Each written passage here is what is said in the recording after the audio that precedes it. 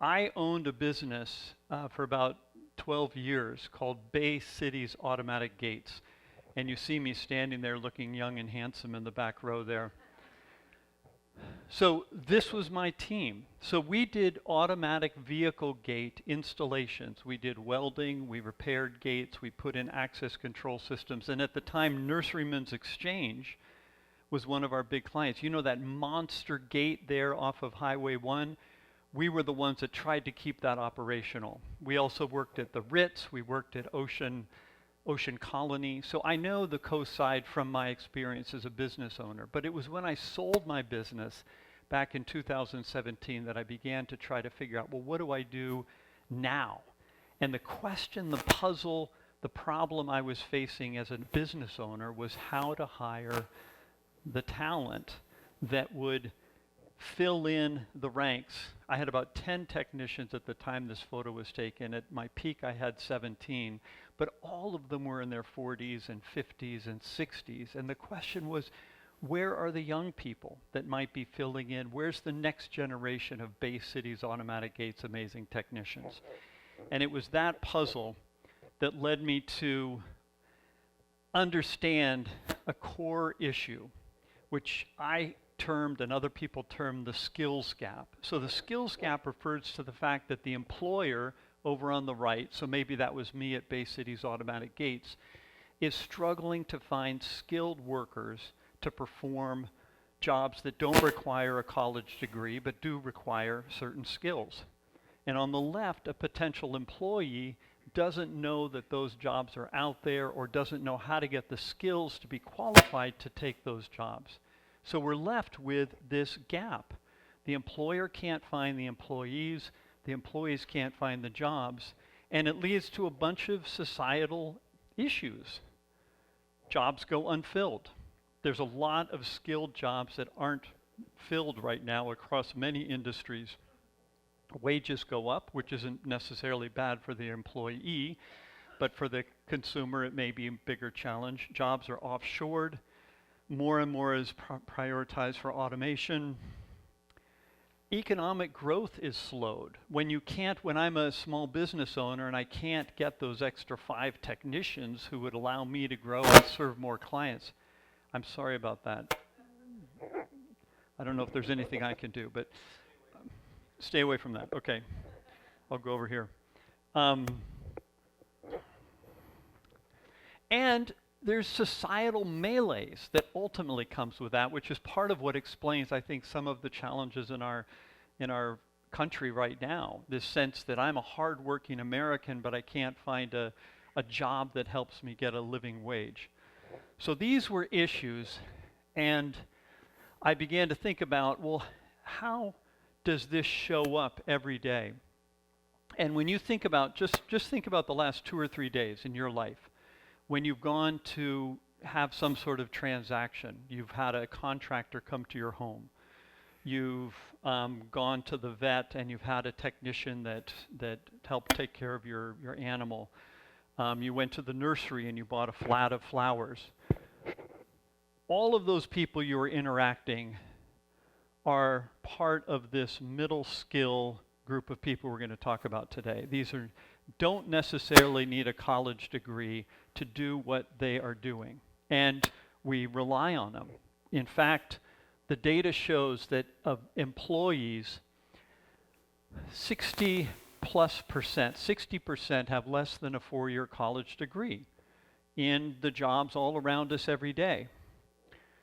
25% have a 4-year college degree, and then you've got the rest, 15% have masters, PhDs, professional degrees.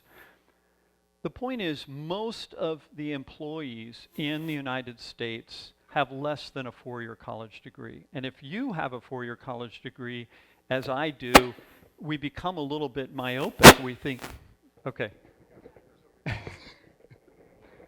Oh, I'm surrounded by speakers, okay.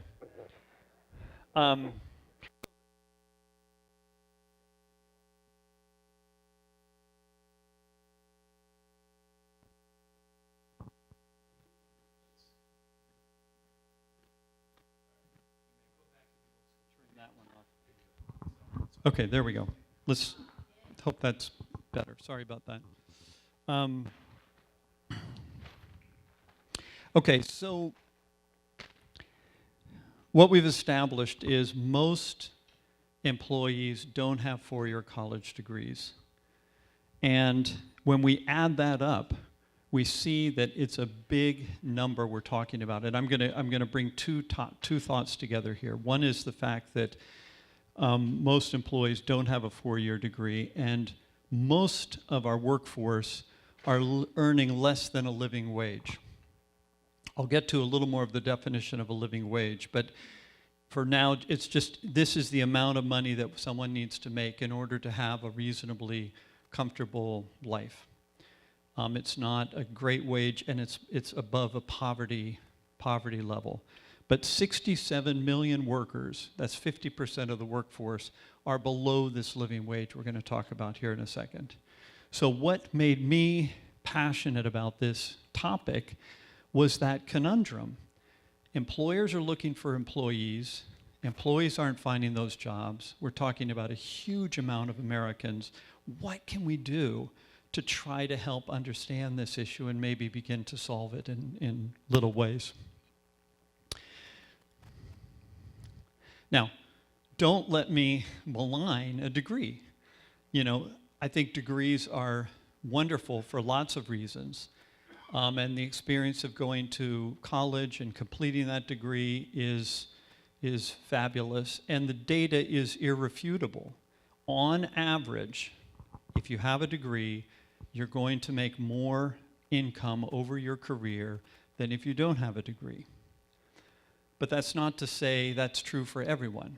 There are many people with degrees who aren't necessarily making a very good living, and there are people without four-year college degrees who are making a great living.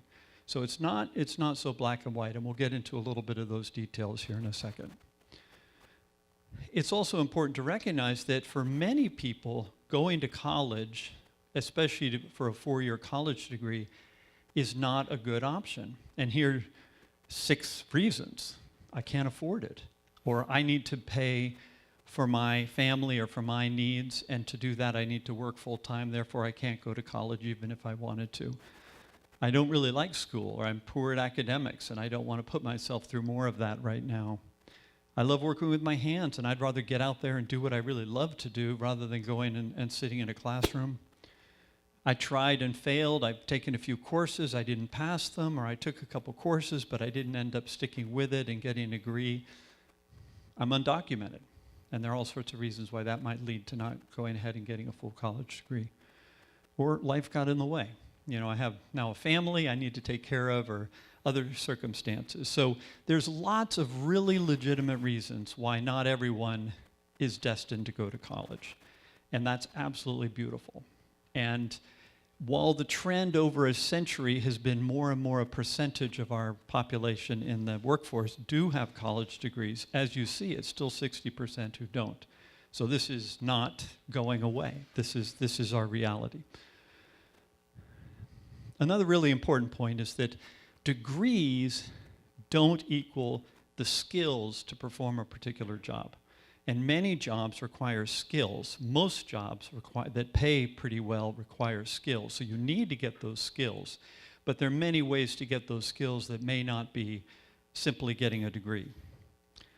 For example, if you want to be a veterinary technician, you know, you need to learn a lot of skills that you may not have gotten out of a college degree in psychology or something like that. You need to actually spend some time, build those skills, get some training, maybe get a certificate, etc. Let's talk about middle skill. I'm going to use this term, so let me just define it if I can.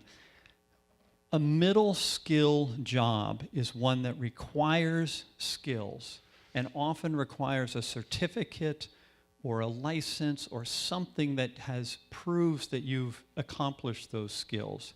But it doesn't require a degree. Okay? So bear with me a minute as I try to introduce this. This is trying to tell a bit of a story, and just sit back and relax. I'll explain it to you, and if it doesn't make sense, we can talk about it afterwards and try to get it to work. Across the top, we have different categories of people in our society and in the workforce. Those who aren't working, those in low-skilled jobs, middle-skilled jobs, professional careers jobs.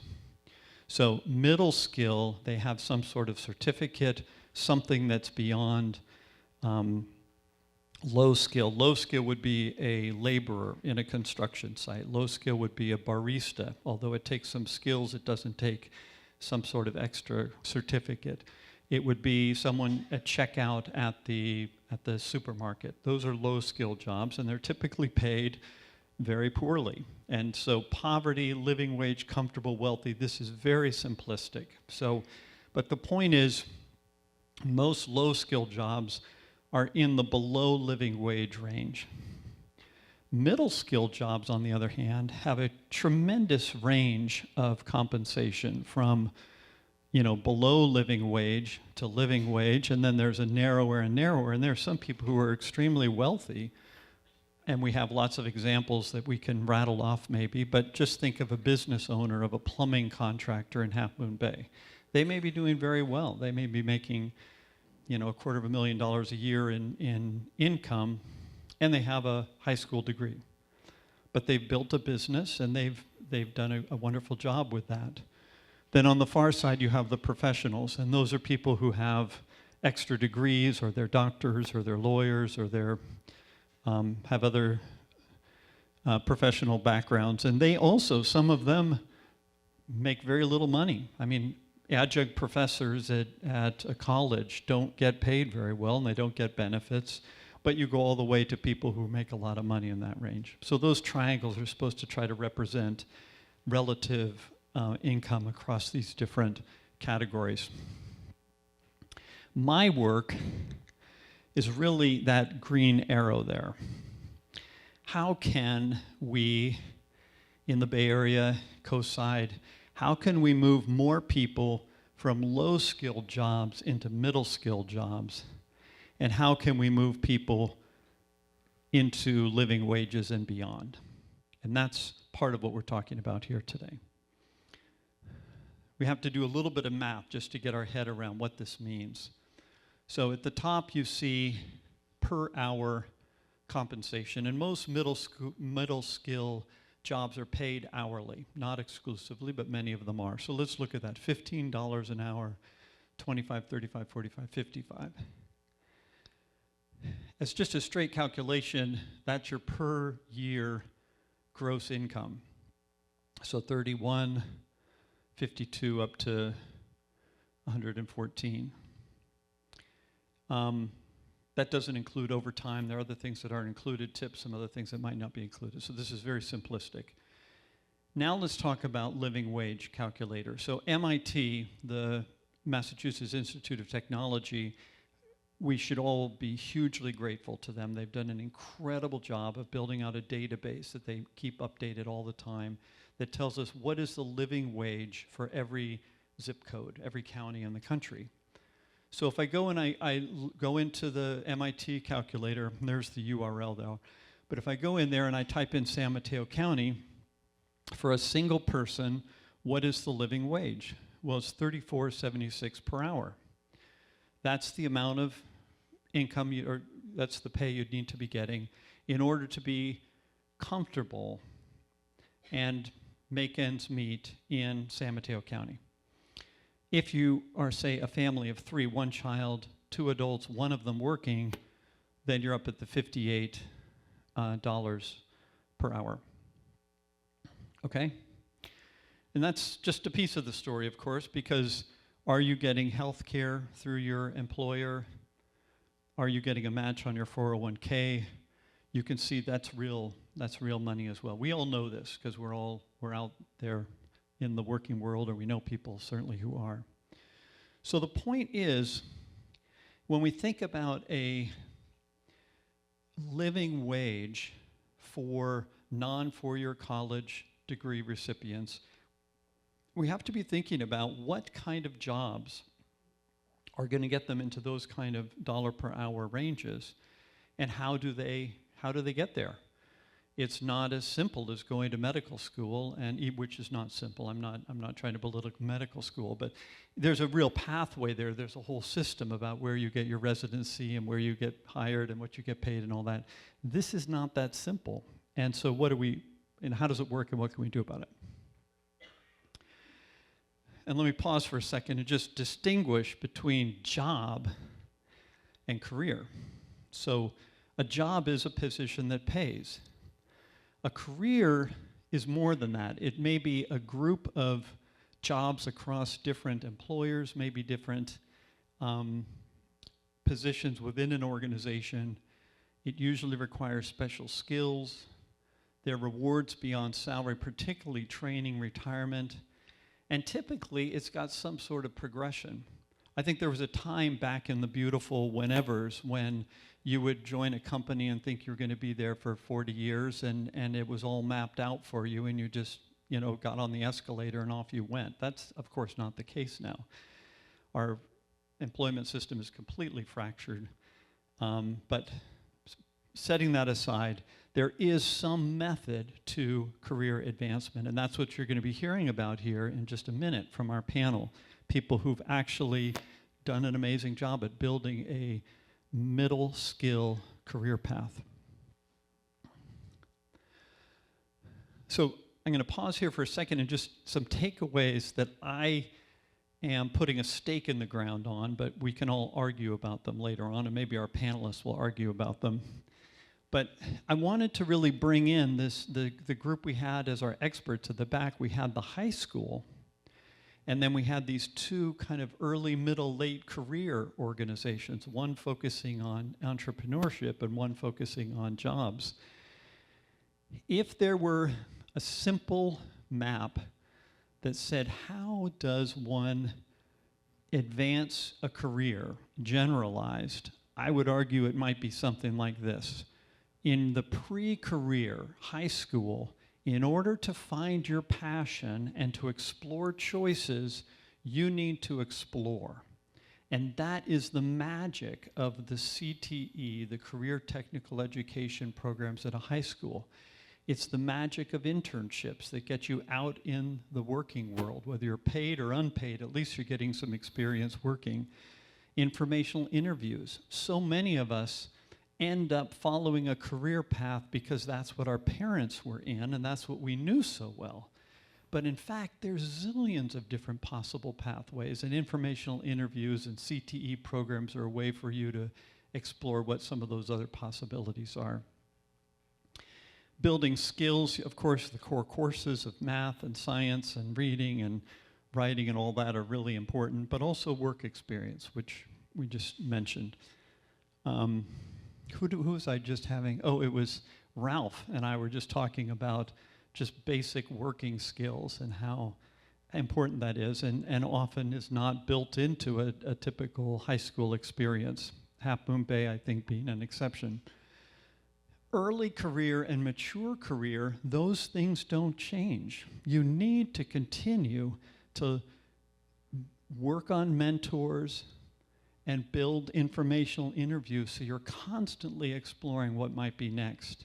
And you're going to hear about that from some of the folks here in a minute. You also have to continue building your skills. And that may be certificates, it may be you do go on and get a degree, it's tireless learning, and that can't stop, particularly in the 21st century when technology and jobs are changing so quickly. And then you also, ideally, want to pick a great employer or have them pick you. And so early on, you want to be working smart, working hard, but also keeping your eye out at who else might be out there that might be a good place to work that's an impact employer. And similarly, throughout your career. Okay. What is a career path, possibly? I'm going to do this really quickly, but I hope this kind of gives you a sense of what we're talking about. And those of you who haven't been in this space yourself or working with young people, this might be helpful. Construction on the left, healthcare, nursing on the right. Two different, very different, but you see that the patterns are similar. Wages are going from the bottom to the top. So in the construction, you have a laborer who's, making $15, $18 an hour, maybe a little bit more. Then you get skilled carpenters, roofers, pavers, someone who really knows a skill, is building up their expertise. Plumbers and mechanicals are dealing with systems that are maybe a little more complex or have bigger risk. If they break or fail, they get paid a little bit more. Electricians typically a little bit more than that, although there's kind of bleeding edges between these. And at the top of the pyramid, you really get that specialty, high voltage electrician, maybe an HVAC expert, utility, people working with the utility, working for PG&E up on the poles, etc. So this is not pure, but it's representative of how the industry works and how wages change. And then on the right, you have specialty. There's lots of other little specialties. So Bay City's Automatic Gates, the vehicle gate company, would have fit in that low voltage specialty kind of space over there.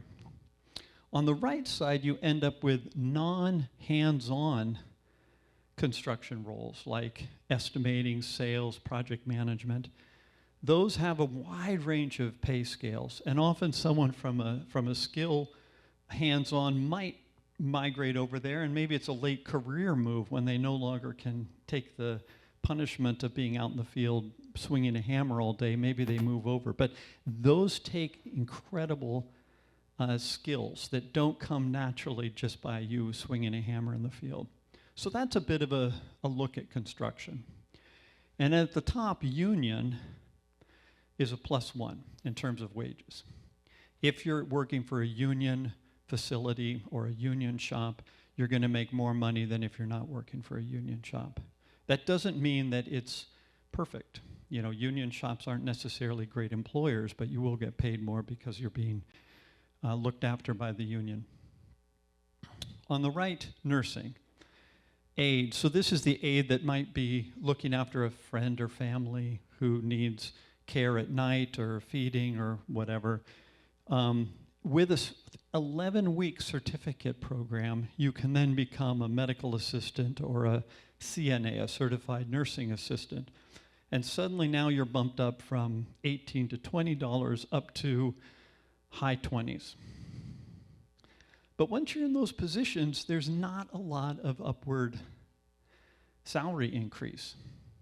So people can be an MA for 20 years, and when they finish, maybe they've gotten a 2% increase each year, but they're not that much further along than when they started. How do they get up into what we just said a minute ago for a single person should be $35+ or a family up to 50? Well, you got to get to the next level. So that's maybe an LVN, a licensed vocational nurse. Well, that takes the equivalent of an AA degree, which is totally possible. You can do it at night. It's a couple years through a community college. There are lots of programs. But it takes a real effort to make that work, and your employer has to be willing to give you the time to take those courses. And then to get to an RN, now you're talking a bachelor's degree, which many people have made that progression, but it's not easy, and it takes many years typically.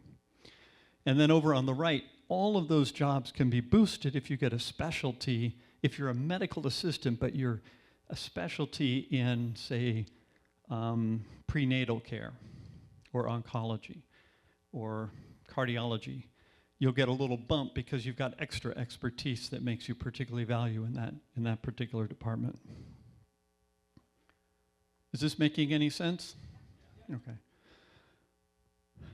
So let's step back now. We're asking the question, so what makes a career work for one of these middle skill folks? Well, the fantastic thing is we've got the experts right here in the room, and we're going to bring them up for a panel here in a second. But let me just briefly explain who they are and then share a couple of the common threads I think you'll see as we hear more from them. So on the left, we have Jean. So Jean worked for Palo Alto, the city of Palo Alto. And he went to Half Moon Bay High School, and academics and schoolwork wasn't his favorite thing. What he really wanted to be was a lineman up on the high power lines. He ended up getting a job in Palo Alto. He took a few courses at CSM, but they didn't go particularly well. But over the course of 40 years, 30, how many years were you in Palo Alto? So 37 years, he systematically worked his way up from summer part-time work cleaning parks to working for the dump and you know, checking people in who had things to unload at the dump. At which point he said, I've got to get moving faster in this career. And he took it upon himself to go online and start learning about being a high voltage lineman. And there was a program in Tennessee that he, on his own dime and on his own time after work, he took. Ultimately, he then took his 2 weeks of vacation from Palo Alto and he flew to Tennessee on his own dime to take the certification course hands-on. At which point he came back to the Palo Alto city and said, listen, I've got this certification and I really want to be a lineman. And it took a few more years for it all to play out, but ultimately he became one of their substation technicians and had a successful career. And at retirement, he's a young guy. You can't believe how young he is.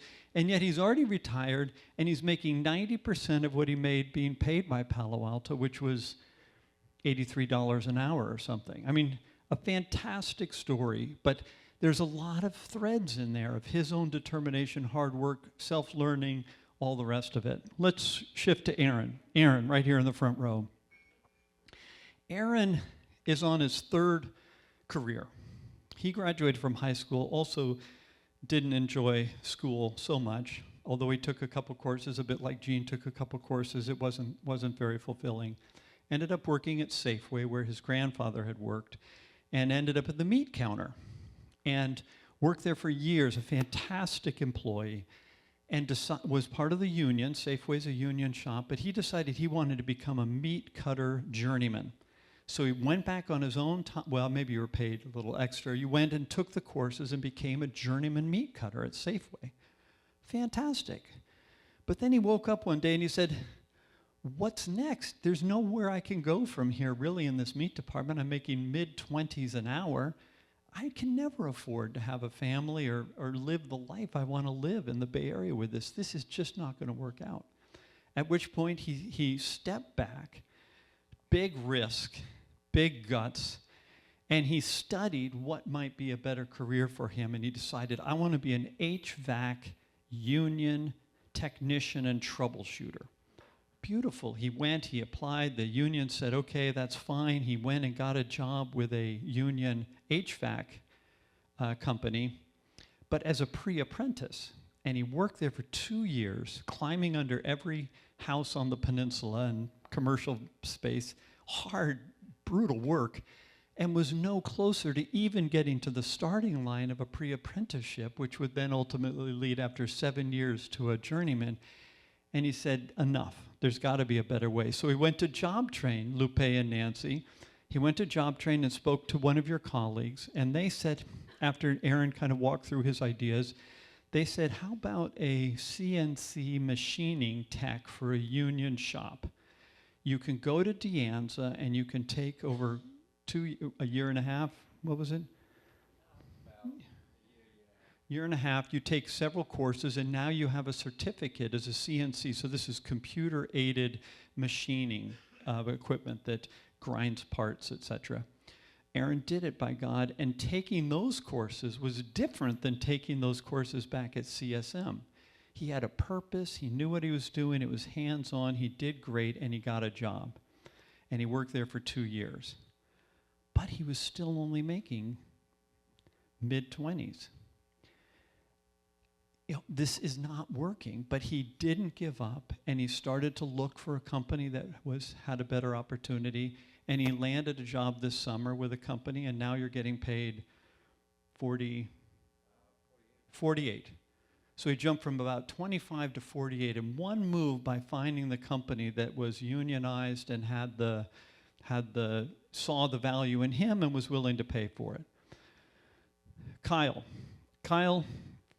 second row here, is a slightly different version of this, but we're gonna weave it in here. Kyle went to Half Moon Bay High School and took the shop class and the metalwork class, know Sean Reardon from those days. Lisa, you may remember Kyle from back in the day.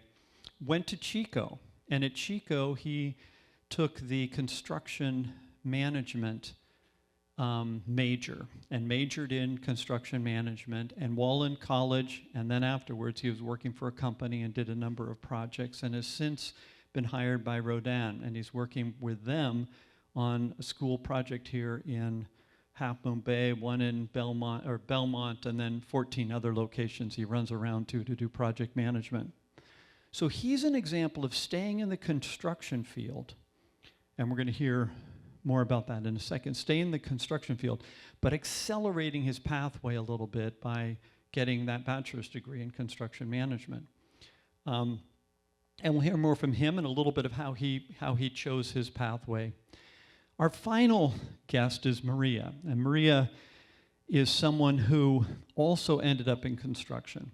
She graduated from high school. She got an AA degree at CSM in social science, but then really got interested in construction. And so she went on and got some construction courses, project management courses at San Francisco State University, and started working for a woman for 4 years. Started out just running parts and equipment among jobs around the Bay Area. So she was a runner, which is a laborer.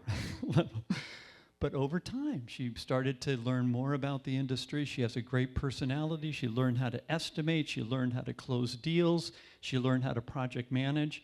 And ultimately, she looked at the company and said, I'm not getting the opportunity to really move up. And what I need to do is just start my own company.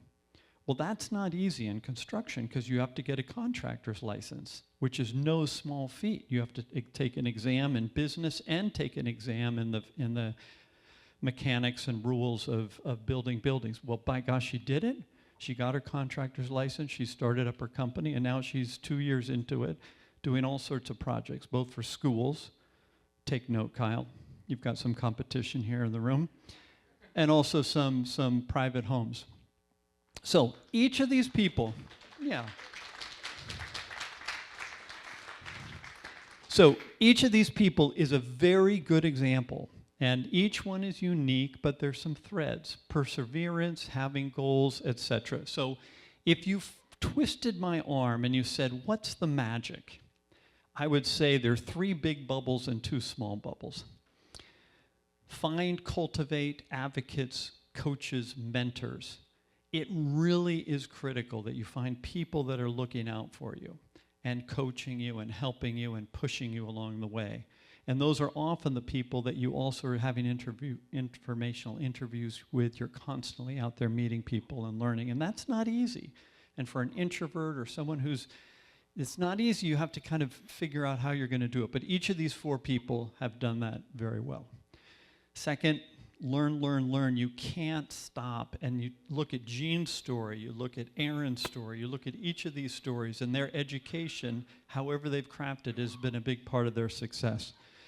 And then third is setting goals, and sticking with them. And that's part where the mentorship comes in. It's partly just, some level of drive you have.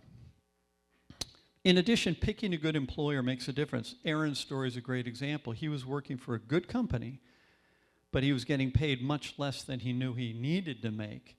And ultimately, he was able to find a place where he could do much better. And I bet the same is with you, Kyle. You're working for a contractor, and then you found a much better contractor to work for. So finally, unions, being part of a union will help on your wage, no question about it. But it's not a panacea, and unions aren't necessarily, progressive, excellent employers. Here in the room. So welcome.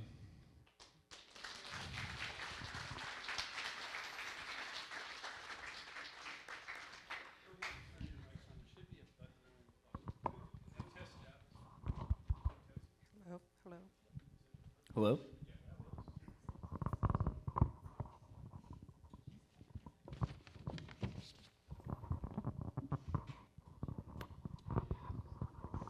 I want to start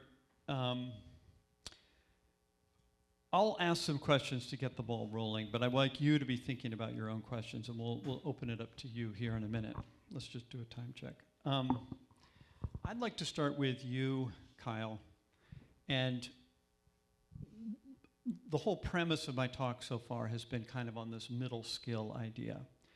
You went to high school, and then you went on to college, and you got this degree in construction, so you don't quite fit the model I'm setting up, and I'm wondering how that strikes you. And when I mentioned that you maybe accelerated your career with that bachelor's degree, just reflect on that. Does that make sense? You want to add anything to that? And then I'd like to come to the rest of you and take a slightly different slant. Yeah, I mean, I think that my particular pathway in college is a lot different than others. Construction management, I mean, really focuses on job skills that we use every day. So it's not like going to get a psychology degree that's very generic or something. I mean, there's real life applications that they teach you from the get-go. Give us an example of that. What was a course? I mean, they teach you, the beginning classes are just introductory to construction. So they'll teach you terminology, they'll teach you how to read plans, they'll teach you specifications, just the basics so you can understand the lectures and the conversations. But it will lead into legal aspects of construction, it'll lead into estimating, it'll lead into heavy equipment operating. Like, it gets very into detail on what... And did you ever get out and actually run a machine or swing a hammer? Or, yeah, so it depends on the colleges too, because I think I looked at a lot of different colleges before I went to college. So Cal Poly actually offers a great program where they do a lot of lab training, where they'll actually have the kids frame walls, you know, put utility pipes in so they can understand what they're managing when they get out of college. Okay. Chico had that opportunity as well. We did a lot of concrete labs, different little study labs where we got our hands dirty, soil labs where you get to learn about different soil types and grading and compaction. So you get a lot of hands-on experience, and the Chico program is actually trying to promote it more. So we're trying to rebuild a new lab building just like Cal Poly.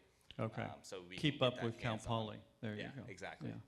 Okay, I want to go to the three of you. Maybe we start with Maria. There's a high school, when my daughters were going to Sequoia High School, there was just this drumbeat of college for all mentality, that you really need to go to college. That's the point of high school, and that's what's going to make your life for you. And there was a little bit of a shaming that if you didn't agree that going to college was your thing, that you were a little bit left out. The college and career website at Sequoia High School had 10 pages on college and 1 paragraph on career.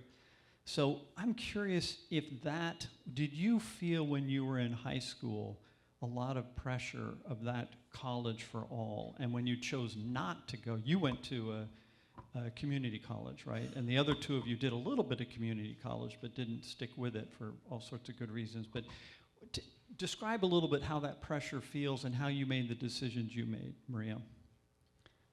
For me, I was during high school, I was moved to a lot of different places, so I went to a lot of different high schools. Okay. And by that point, for me, education wasn't a priority. It definitely affected as well how the career I pursued. I did feel pressure to an extent of, having to get a college degree to, have that sort of respect and reputation, and to be able to obtain that, I needed a career, a college degree. So during that time, I, focused on something that I can do. So I went into, during community college, I started doing nursing. So nursing, I went into, okay. Yeah, doing my prereq for nursing. Uh-huh. But I liked it. But for me, a lot of the challenges, in terms of, writing an essay, taking exams, I had a difficult time doing that because I did not, during my high school years, I wasn't focused on growing my career path, and it was always moving from different place to different place. So that also impacted a lot of my focus on what I wanted to do, what was the career I wanted to choose, and what would make me happy as well. Can you just go one step further then and explain how did you land on construction as a rewarding career path after trying nursing and that period? So I was right at the end of finishing my prereqs, on track to get my AA right around COVID time. And it was end of 2019 when I, was also let go of my position where I was working at. My employer let me go. And I was a bit stuck, feeling a little bit, lost where I was going to go. A lot of my classes, too, for nursing were going online. I was already having a hard time as it was in school and in learning and, doing the essays, doing exams. So all that was already a challenge for me, and going online was just, a deal breaker. I just couldn't handle it. So around that time, it also came out that, it was this construction company was looking for an assistant, a runner, and so I said, I'll do that while I'm trying to finish this AA degree. So it kind of started as a job, finding a job, and then ultimately it opened up into this career. Correct. Okay, that's great. We'll come back to you for more on that. But Aaron, do you want to pick it up? How did you feel about kind of the pressure to go to college at the time you were leaving high school? I didn't feel like there was any other option. So that's why you went and took some classes, and Yeah, that was a rough time though, wasn't it? Oh, yeah. It's just the direction you go. I didn't really think about it. I just kept going, and it didn't work out too great for me. Yeah. And how about you, Gene? No pressure for me to go to college. I think No in pressure. high school, we didn't. No one in my family really went. So Okay, well, that's great. So I want to, let's see. Yeah, there we go. I want to pick up on a second theme that we talked about here, and that's the mentor, the coach, the advisor, the someone along the way. And then I'm going to get to you eventually, Sean. Just be patient. So when you think about your path to where you are, and I would say for each of the four of you, you really had a successful journey, a successful endpoint where you are right now. But I know the journey for none of you has been totally straightforward. But have there been people along the way who have helped you get to where you are right now?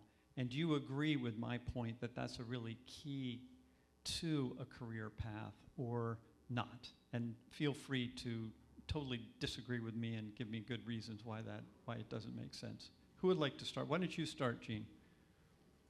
I had many mentors along the way, and without them, I probably would not have gotten where I got.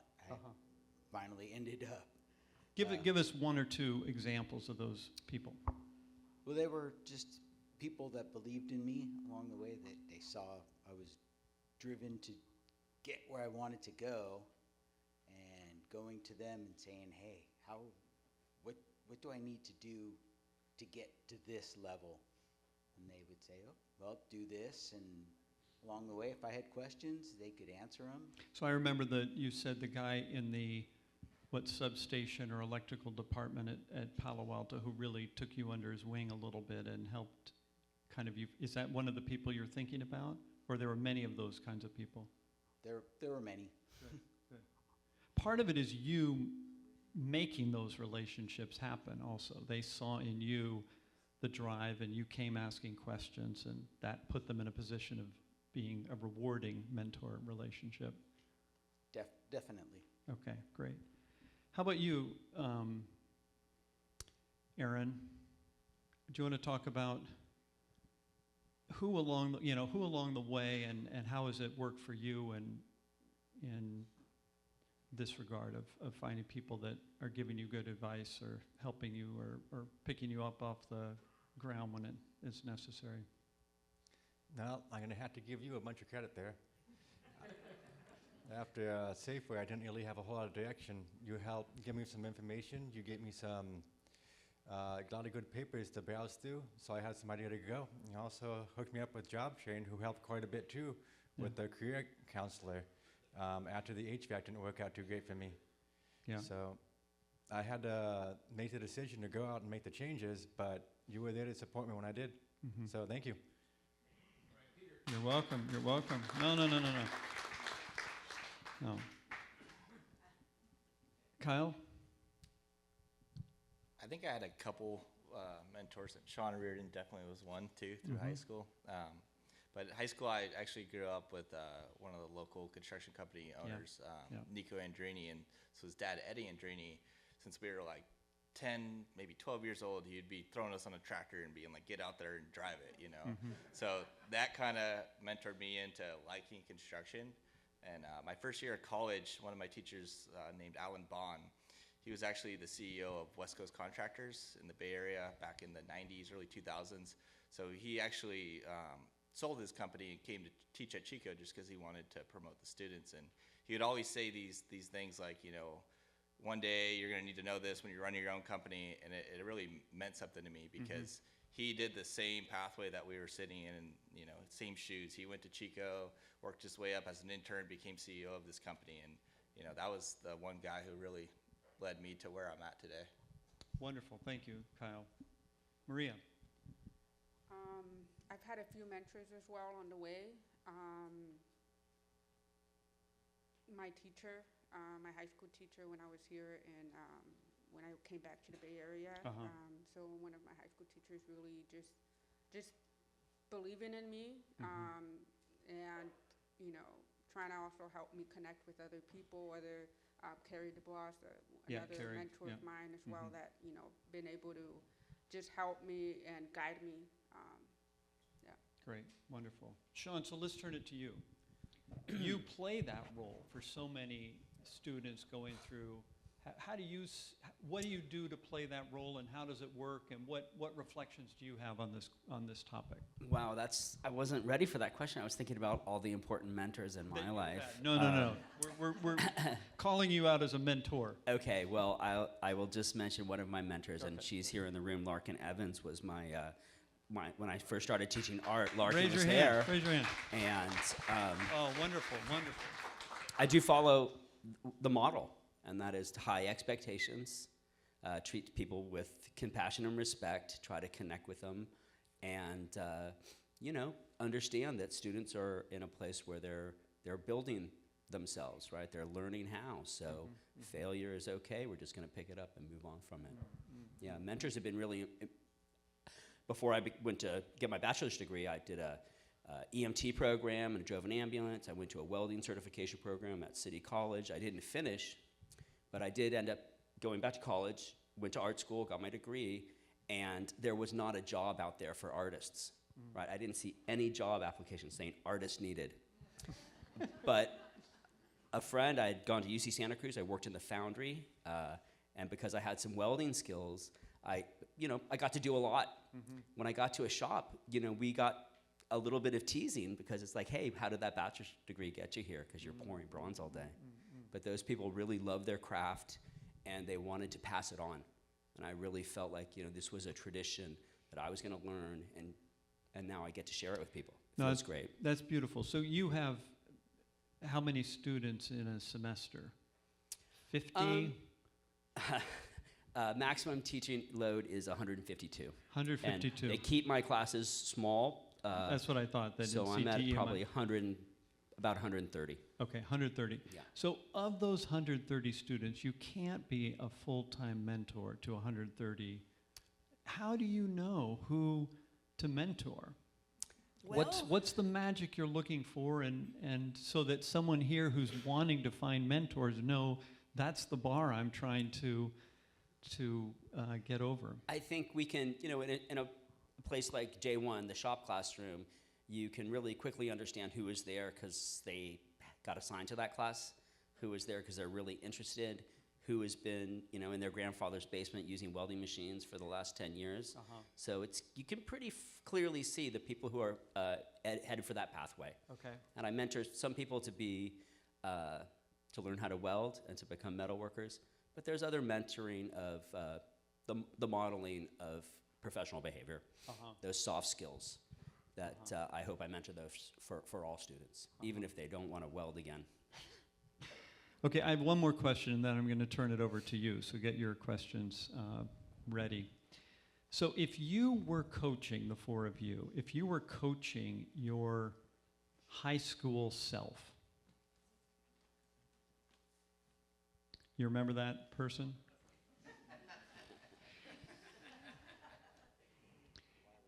I actually, this can go in two directions. I'm going to give you two options. So if you were coaching, how would you have done anything differently, if at all, in high school to have gotten where you're hoping to go? And is there something at your high school that could have been different that would have helped you on that pathway? This may be too complicated a little bit, but let's start with you, Kyle. If you were coaching, would you coach your 17-year-old self to do things any differently than you did it? And could the high school have done anything to help you get where you wanted to go?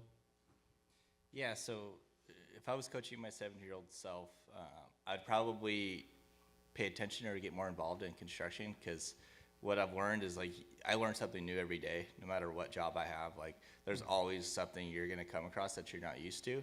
So I wish I learned a lot of those skills that took me a while to adjust to once I was in college. And are those hands-on skills you're talking about? Or? Yeah, hands-on skills, basic math, like, right? Like, you're dealing with measurements and stuff all day. Yeah. So you get used to it after a while, but I didn't really focus on that in high school. I just wanted to go out there and drive equipment and, just do things, All right, fair enough. And then high school, I really like what the high school's done now with these pathway classes. I think it's a step forward.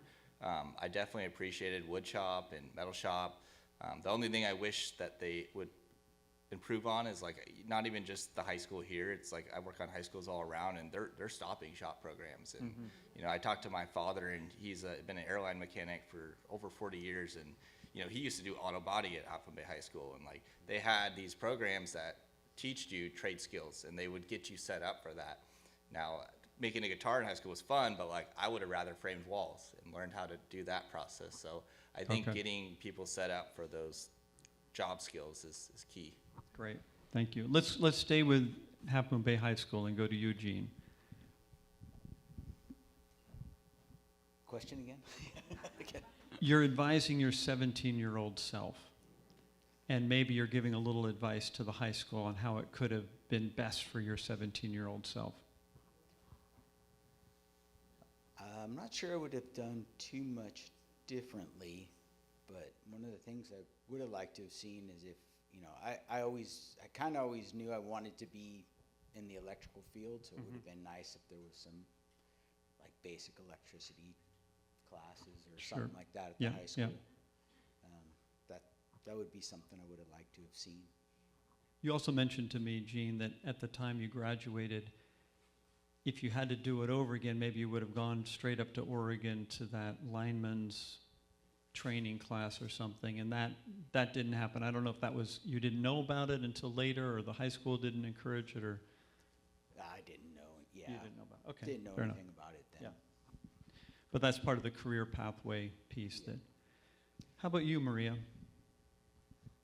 I was trying to think of what would I have said to my 7-year-old self. Well, you're practicing being a mentor here. That's why it's fine.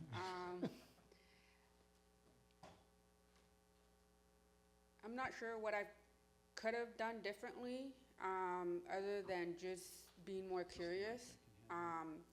Reason being I say that is I was in the foster care system, so a lot of it was out of my control, went on. So just reminding, I think back then I didn't think I would go into construction if you would have asked myself, my 17-year-old self then. So for me, it's just be curious to learn, be willing to learn, and most of all, be dedicated. And so, That's great. Thank you. You want to add anything? What's your response, Aaron? I would have told myself to invest in Google and NVIDIA. Beautiful. So let me open it up to questions. Raise your hand if you've got a burning question, and I'll bring you the mic. Brian. Thanks. I really see one theme with all our panelists is they're really hardworking. They're really curious and not afraid to learn, and just super impressed with all of your perseverance. Amazing. Thanks for being here. My question for Maria, in construction, that's such a male-dominated field, I wondered how was that for you starting off as a woman, and what did you have to do differently? Good question. Definitely stand my ground, believe in myself, even when others didn't. So just pushing through and believing, yeah. And knowledge is power, so at the same time, learning and a lot of self-learning, reading books, so.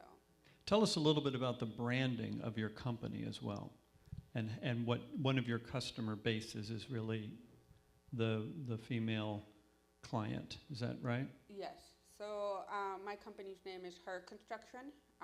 It was named to emphasize that it's a female led construction company.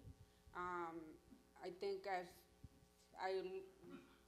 it's important to emphasize that, you know, helping and supporting each other, females in the construction industry, it's needed, it's necessary too, and just being able to come in with new minds, and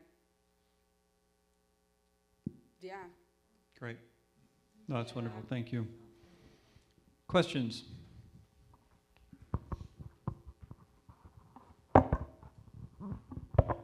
I'm thinking about service jobs. How do you learn to provide the kind of service that makes customers feel that they've been well handled? I'm going to bring in a ringer here from the back of the room. Ralph, that's what one of the things you've been focusing on. You want to respond to that? Did you hear the question? About introducing service? Yes. Yes, I got into teaching CTE because some friends talked me into opening up a restaurant, and I had a lot of college students from Santa Clara University that didn't know how to deal with customers, but they were very book smart. And so after that, I designed a class to help students understand the entrepreneurial mindset and how to make customers feel welcome and how to talk and interview with each other. And give us one example of what that looked like, what that curriculum looked like. A lot of simulations, and also having a bed and breakfast. I had a lot of folks that work in independent businesses who would come and talk to my students and simulate how to deal with customers. So, thank you. Would any of you like to answer that as well? Yeah, go ahead, Aaron. Aaron was in the frontline service business for a bunch of years at Safeway. Same way you try to make anyone else feel welcome. We're all people. Everyone's different. From a customer service standpoint, try to be relatable, understandable, and give the people what they want. I like that. How about two more questions?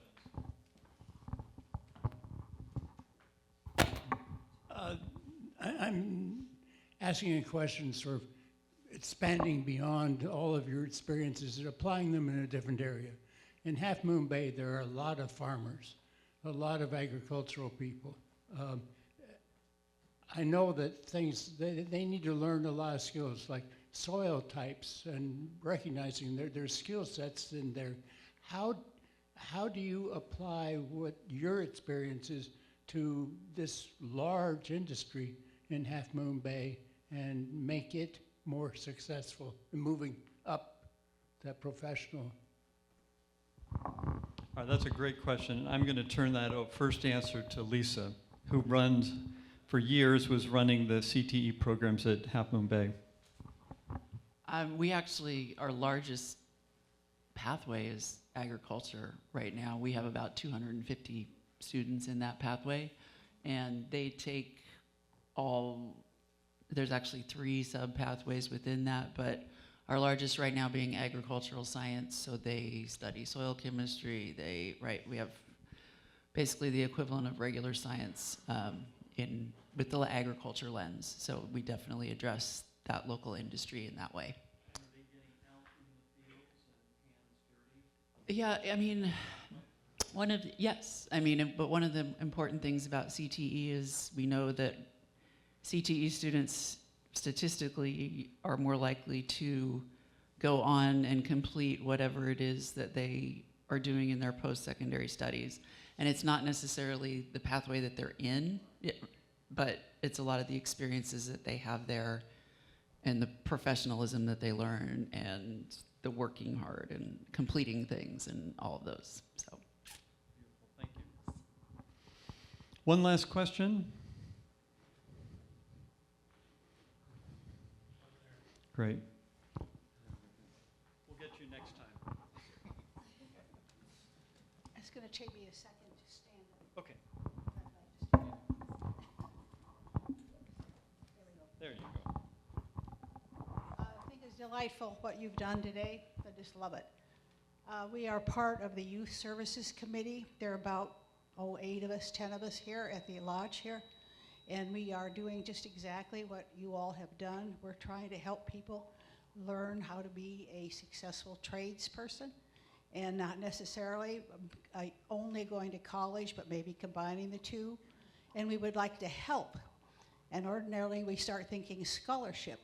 Scholarships sometimes come from the educational, well-established setup. And we're thinking that's not necessarily what's the best thing to help. You might need help getting an automobile, a truck. You might need equipment. You might need health help. Your health is not good and you don't have a company to go to have a really successful health plan. So do you need help with keeping yourself well? All that kind of stuff comes into being a successful person and having a successful job and having a happy life. So we're trying to figure out what's the best thing to do, and I would really appreciate it if you could give us some comments about where along the way you could really have used some help from the Oddfellows Lodge. That is such a beautiful question. Wow. Who would like to start? Okay, Gene, you're up. And then Kyle.